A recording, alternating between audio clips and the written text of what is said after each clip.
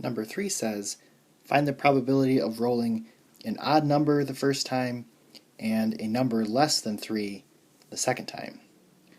So there are 3 odd numbers, 1, 3, and 5.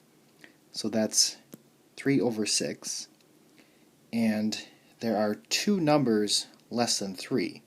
That would be 1 and 2.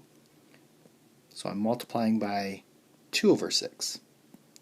And this is equal to 6 over 36, which reduces to 1 over 6. Number 4 says an even number the first time and a number less than 4 the second time. So there are 3 even numbers, 2, 4, and 6. So that's 3 over 6 times, and then a number less than 4, that would be 1, 2, and 3. So that's also 3 over 6.